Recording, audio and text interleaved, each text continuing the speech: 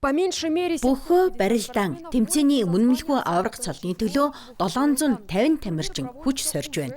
Энэхүү тэмцээн 19 дахь удаага болж байгаа бөгөөд оролцогчдын олонх нь энэ жил брэдэд болох Алтарган наадамд мөн барилдах юм а.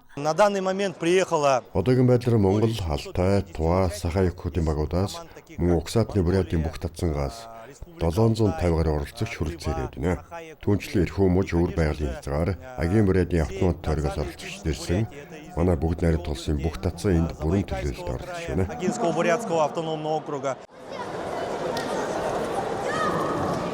Барилдаан эхлэхийн өмнө бүгчүүд зан үйл үйлдэлдэг нь дэвээ шаваа юм. Хүч чадал, бяр тэнхээ өөртөө итгэх итгэлийг илтгэсэн бие халаалт төдийгүй өвөг дээдстэй хүндэтгэл үзүүлж байгаа хэрэг ажээ.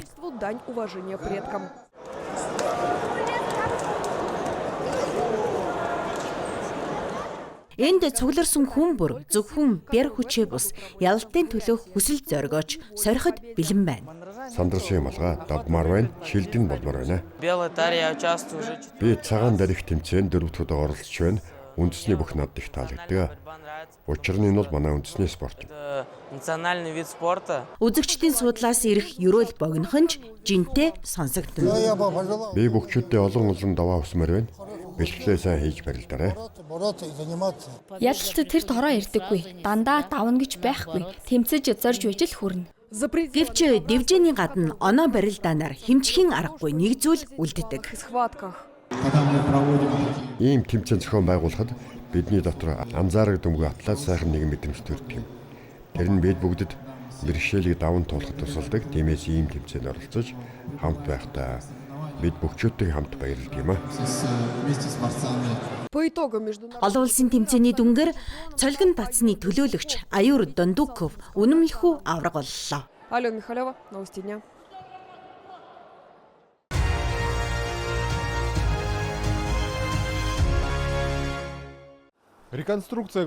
Улаан үдийн төв явган хүний гудамж болох Арбатын шинжилгээний ажил 7 хоногийн өмнө эхэлжээ.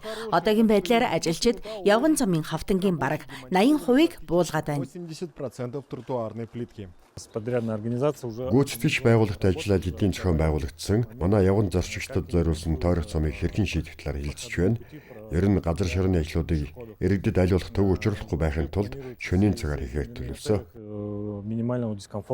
Хавтангийн чанар сайн хэвээр байгаа тул хаяхгүй. Харин хотын бусад хэсэгт дахин ашиглана. Мөн моддын хувьд ч адил эрүүл чанартай ургамлуудыг провод руу шилжүүлэн сулгах юм.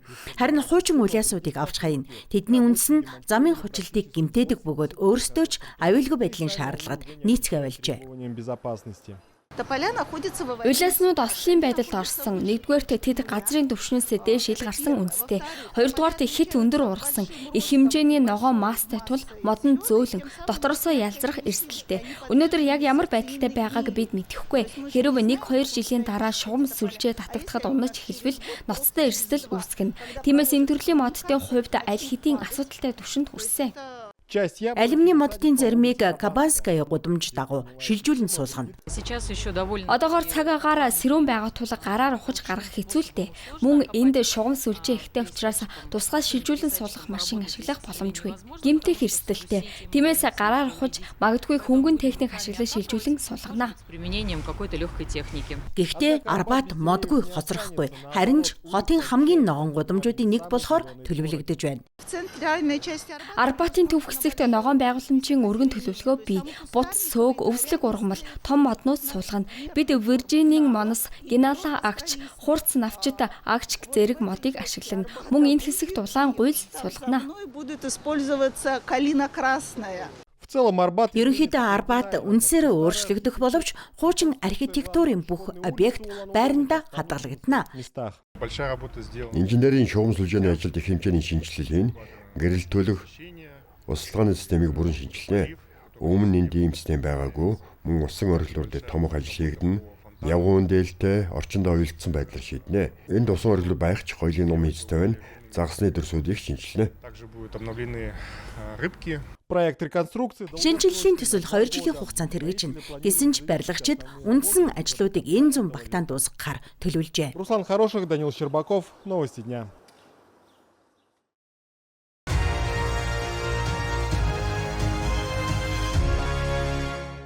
Взглянув на это здание Энэ барилгыг анх харахад музей байж магадгүй гэж бодогдно. Гэвч үнэн дээр олон жилийн турш нийгмийн чухал объект байсаар ирсэн газар юм а. Слюдянка хотын усан хангамжийн цамхаг нь 20 дугаар зууны архитектурын дурсгал бөгөөд 1911-с 1913 оны хооронд баригдсан гэж үздэг. Тус цамхаг нь уурын зүтгүү, төмөр зам, мөн орон сууцуудыг усаар хангаж байсан тул давхар зориулттай байжээ.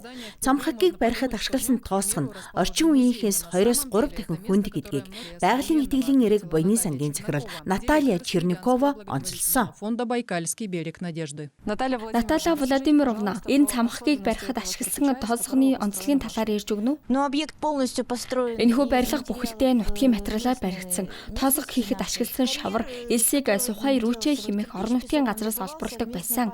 Слюдянкад хэд хэдэн тоосгоны үлдвэр байсан бөгөөд тэдний нэг нь культугт байрлаж байлаа.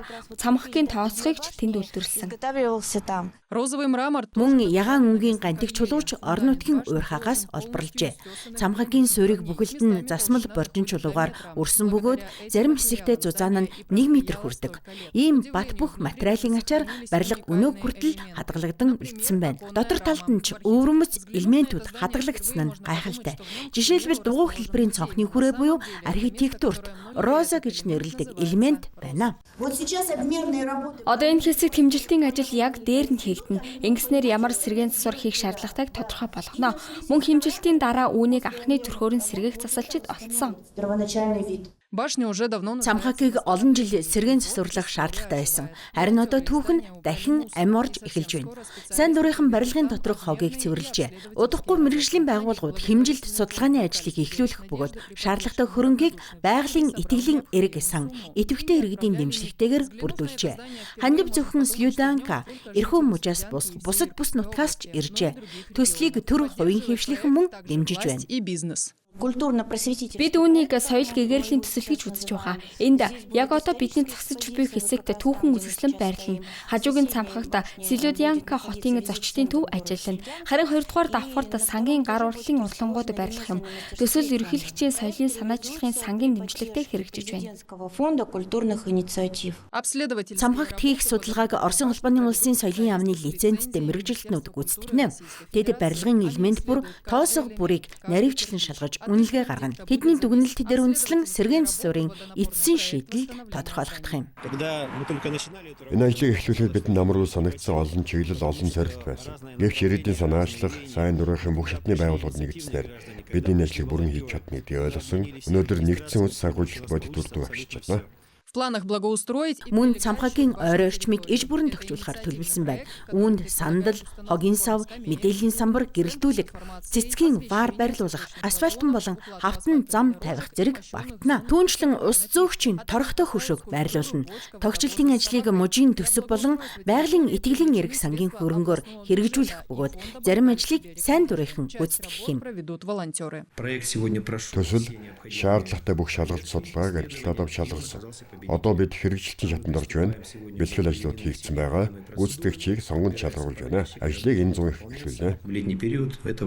И совсем скоро Тун удахгүй Слюдянка хотын энэ хэсэг илүү олон хүнийг татах, хотын түүх шин өнгө төрөх, шин утгаар амилсан онцгой орон зай болон хувирахнэ. на земле Иркутск.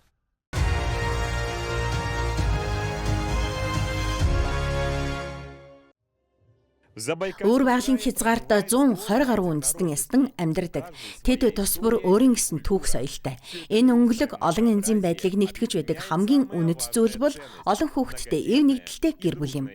Цэрэгма Балжирова эд эрч хүчтэй насндаа явж байгаа хэрнээ АЧЗ нартаа Бред ардын уламжлалыг өвлүүлэн сургаж байгаагаараа бахархдаг.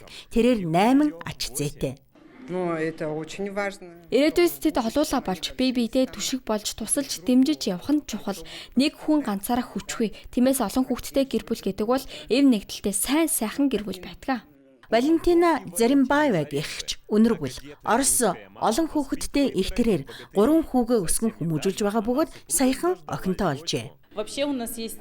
Манайд орой бүр нэг ширээний ард сууж өдөрт юу болсон тухайга хуваалцах уламжлал бий. Бид асуудлаа ярилцаж хамтдаа шийдвэр гаргадаг. Хүүхдүүд хичээл сурлага, спортын дугуулангийнхаа талаар бүгдийг ярьж өгдөг. Бригиня нийгмийн төвийн хяналтанд өөр байгалийн хязгаарын 700 гаруй гэр бүл байдаг бөгөөд тэдний тал нь олон хүүхэдтэй. Зэремба Балжировагийн гэр бүл шиг аз жаргалтай байлгахын тулд бүс нутагт гэр бүл үндэсний төсөл хэрэгжиж байна. Үүний нэг чиглэл нь амьдралын хүндрэлтэй нөхцөлд байгаа айл өрхөөдөд мэрэгжилтнүүд очиж газар дээр нь тусламж үзүүлэх юм а. Газар дээр нь сэтгэл зүйчид ажилладаг, мөн хүнсний багц, хувцас, бичиг хэрэг зэрэг тусламж үзүүлдэг. Шаардлагатай тохиолдолд хууль зүйн зөвлөгөөч өгдөг. Виза хөтөлбөрийн хүрээнд өнгөрсөн 1 жилийн хугацаанд Хязгаарын төв, Чита хот болон Читийн тойргийн 70 гаруй гэр бүлийг хөл дээр нь босгож чаджээ.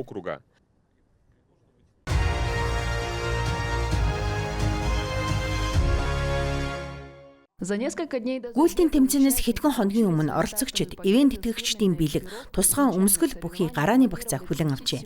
Анх ердөө 100 хүнийг оролцуулахар төлөвлөж байсан ч олонний хүсэлтийн дагуу квотыг 132 хүртэл нэмэгдүүлсэн байна. Хатуу хязгаар тогтоосон нь байгаль орчныг хамгаалах зорилготой юм. Зохион байгуулагчид байгалийн замыг хэд ачаалалгүй зам дээр бөөгнөрөл үүсгэхгүй байхыг зорьжээ. Хүүхэд бэлэн бүгдэд амжилт хүсье. Тэмцээний өдөр эрч хүчтэй бие халаалт, уламжлалт, алгис ерөөлийн судлалаар эхэллээ. Гарааг онцгой хэлбэрээр зохион байгуулж 20 секунд тутам 2 гүйгч замд гарч байв. Гүйгчдийг амс хийх 9 цаг хүлээж байлаа. Эхний хэсгүүд харьцангуй амархан байсан ч огцом өгсүр хэсгүүд дээр олон тамирчин алхаанд шилжихээс өөр аргагүй болсон байна. Гарант хүрсэн хүн бүрийг тэмцээний бэлэгдэл бүхий онцгой медаль мөн Лена Мурны багнан хадны ориглоос харагдах гайхамшигт үзэмж огтлаа.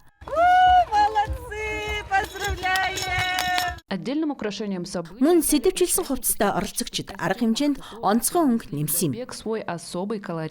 Бид Якут баатруудын хувцас өмсөн. Энэ гүйлтэд оролцохын зэрэгцээ тайзан зориулалттай ийм хувцас хийгээд шийдсэн.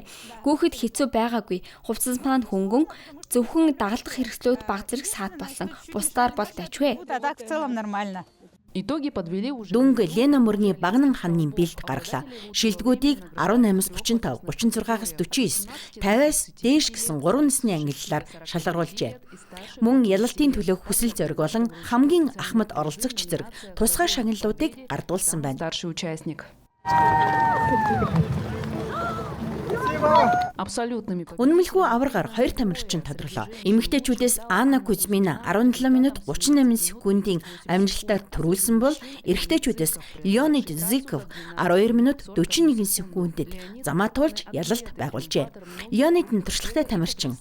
Олон том марафоны аварга боловч босоо гүйлтэд анх удаа оролцсон байна. Энд өгсүр ихтэй. Гүүхэд хэцүү байсан. Өөр бучин ажилт юм байна. Хөд шууд л ачаалгасан. Гүйлтэд оролцогчид бүгд замын маршрутта сэтгэл хангалуун үлдэж, энэхүү тэмцээн жил бүр уламжлал болон зохион байгуулагдана гэдэгт итгэж байгаагаа илэрхийлжээ.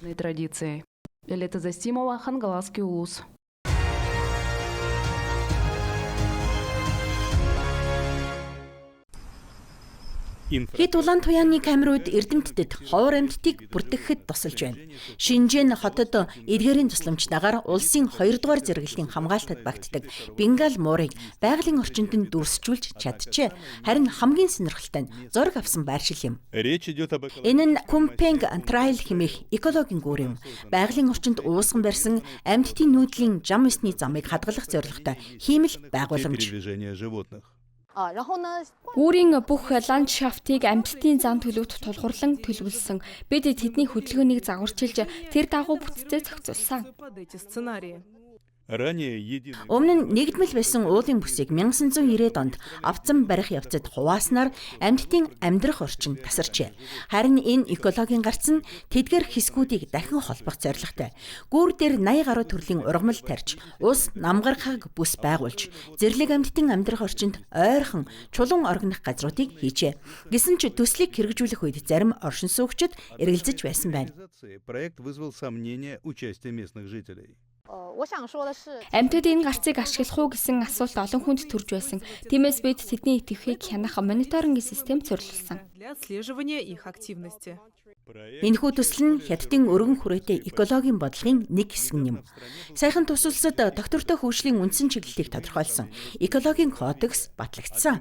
Энэхүү баримт бичгийн санаачлагчдын нэг нь бүх Хятадын ардын төлөөлөгчдийн хурлын депутат Лю Жумой байв. Я считаю, Энэ бол дэлхийд өгч байгаа чухал дохио гэж бодож байна. Хятадын экологийн шинжилгээний олголтууд төрийн бодлогын түвшинд баталгаажиж байна. вне государственной политики. Мост открыли несколько лет назад. Гүүрийг хэдэн жилийн өмнө нээсэн бөгөөд удалбүг камерууд Бенгал муур гүүрийг тун болгоомжтой гаталж байгааг бүртгэжээ. Үүний дараа нутгийн ойн бусад амьтад ч уг гарцыг идэвхтэй ашиглаж эхэлсэн байна.